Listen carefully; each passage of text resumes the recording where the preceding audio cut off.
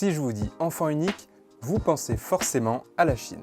Cette politique, restée pour la plupart d'entre nous comme un vague souvenir de nos cours d'histoire, change radicalement. La Chine compte déjà 1,4 milliard d'habitants, mais le 31 mai, elle a autorisé les familles à avoir 3 enfants.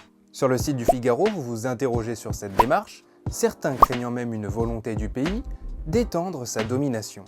Alors, pourquoi la Chine est passée de la doctrine de l'enfant unique à fête des gosses? La réponse dans Factu. D'abord, sortez votre trousse et votre cahier, faisons un petit rappel historique. Dans les années 70, la Chine était déjà le pays le plus peuplé, et de loin. Alors le gouvernement entreprend de contrôler sa démographie dès 71. Mais c'est en 1979 que Deng Xiaoping lance officiellement la politique de l'enfant unique. Dans un premier temps pour éviter la surpopulation et ses risques, trop de monde à nourrir et à loger, mais aussi concentrer les richesses pour favoriser le développement économique. Seulement voilà, cette mesure autoritaire entraîne des drames, stérilisation et avortement forcés, enfants cachés, nourrissons noyés ou trafic d'êtres humains. Aujourd'hui, même si la natalité a baissé, l'efficacité de cette mesure n'est pas démontrée. Certes, la politique de l'enfant unique a peut-être accéléré un processus, mais on en serait probablement au même résultat aujourd'hui si cette politique n'avait pas été aussi stricte. Petit à petit, il y a eu de plus en plus d'exceptions à cette mesure.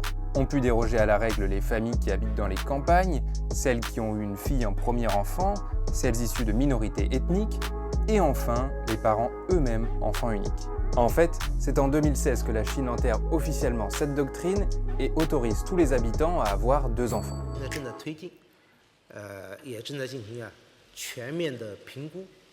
Et en 2021, ce ne sont plus 2, mais désormais 3 enfants autorisés. Et si la Chine en est arrivée là, c'est parce qu'elle voit arriver des problèmes de taille. Le principal, c'est le vieillissement accéléré de la population. Depuis les années 90, le pourcentage d'habitants de plus de 65 ans a doublé, quand dans le même temps, la natalité, elle, est au plus bas. Alors la décroissance démographique, c'est-à-dire quand il y a plus de décès que de naissances, approche. Selon les projections, la Chine atteindrait son pic entre 2025 et 2030, au moment de se faire dépasser par l'Inde. Le problème pour la Chine, c'est qu'elle est en train de devenir vieille avant d'être riche, que le pays est encore très loin d'avoir atteint le niveau de développement de pays développés comme en Europe, aux États-Unis. Et la Chine craint pour son économie, car qui dit baisse de la natalité dit moins de main-d'œuvre, et cela risque de plomber le dynamisme du pays.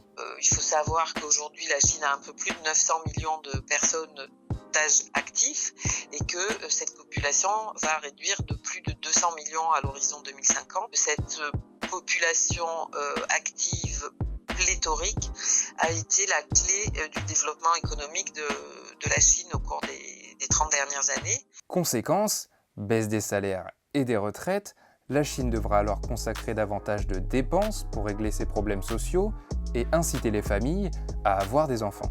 Mais les Chinois ne sont pas forcément demandeurs et l'autorisation d'avoir 2 enfants n'a pas dopé la natalité. Il n'y a pas eu vraiment de mesures incitatives, c'est-à-dire que le gouvernement chinois a pensé qu'il suffisait d'autoriser un 2e enfant pour que tous les couples qui n'avaient pas encore fait ce 2e enfant décident de faire ce 2e enfant.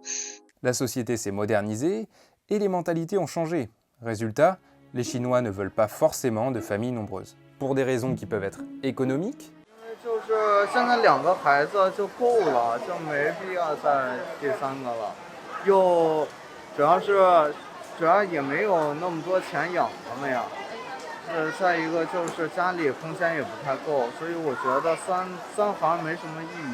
Les Chinois, comme beaucoup de pays de la région, sont obsédés par la qualité de l'éducation. Donc ils vont dépenser sans compter pour que leur enfant aille dans les meilleurs cours privés. Vous ne pouvez pas vous permettre d'avoir un enfant et simplement l'envoyer à l'école publique, ça ne suffit pas. Il faut lui payer des cours de piano, des cours d'anglais, des cours de coding, tout ce que vous voulez.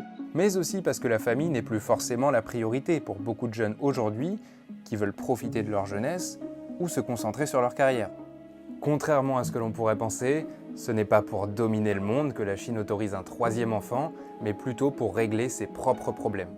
Et je crois qu'en Europe, en Occident, il y a beaucoup de gens qui ont tendance à projeter sur elle une puissance qu'elle n'a pas. La trajectoire pour l'avenir n'est pas forcément une Chine qui conquiert le monde, comme on l'imagine, mais une Chine qui a des gros problèmes. Et il faut les résoudre. On peut même se demander si ce n'est pas trop tard pour relancer la natalité.